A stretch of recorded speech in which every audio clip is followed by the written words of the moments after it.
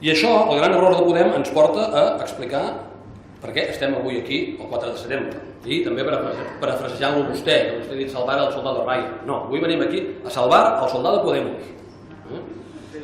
Venim a evitar que Podemos passi la història política de les Illes Balears com el partit que més ha fet per precaritzar l'habitatge a les illes.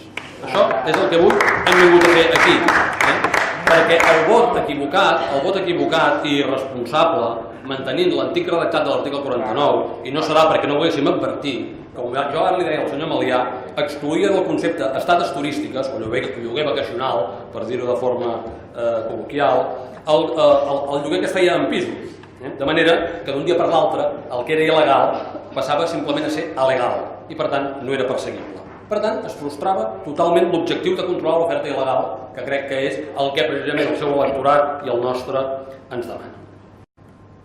Això, estem parlant d'errors, l'errada ens porta a per què ha calgut fer aquest decret llei.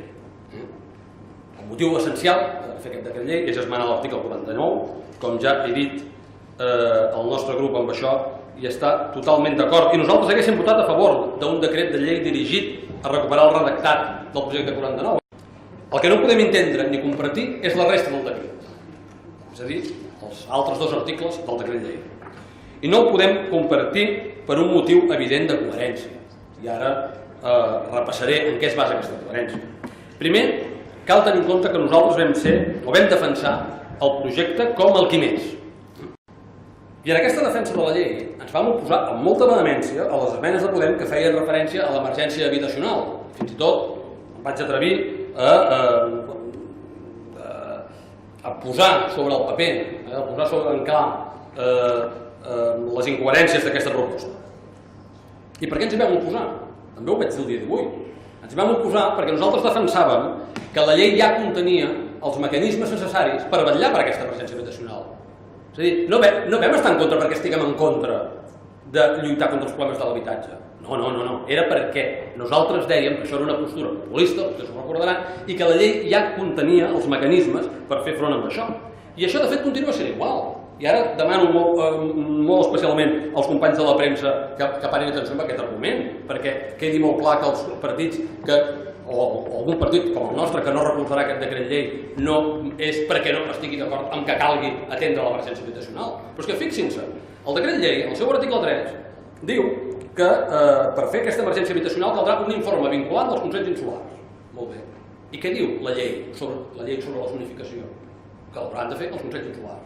Sí, per tant, estem al mateix punt. És a dir, el mecanisme per vetllar per aquesta emergència habitacional ja hi és a la llei.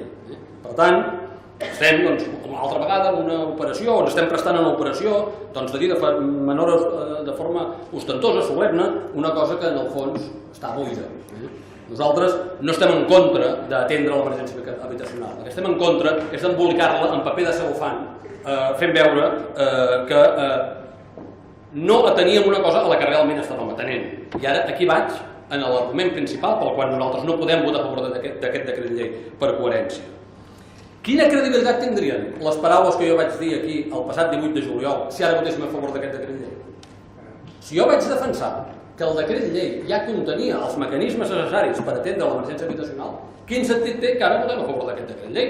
Seria tant com reconèixer que el que vam dir el dia 18, que el motiu pel qual vam votar la llei i vam rebutjar l'esmena de Podem era fals. I no era fals, és totalment cert, ja ho acabo d'explicar. Per tant, per una qüestió de coherència, no podem votar a favor d'aquest decret llei. Podem, amb el seu vot en contra de l'article 49, va aconseguir exactament el contrari del que predicava. I en aquest cas tothom ho sabia. Tothom ho sabia. Tota la premsa va anar plena. Tothom va fer aquesta interpretació. Era una interpretació indiscutible.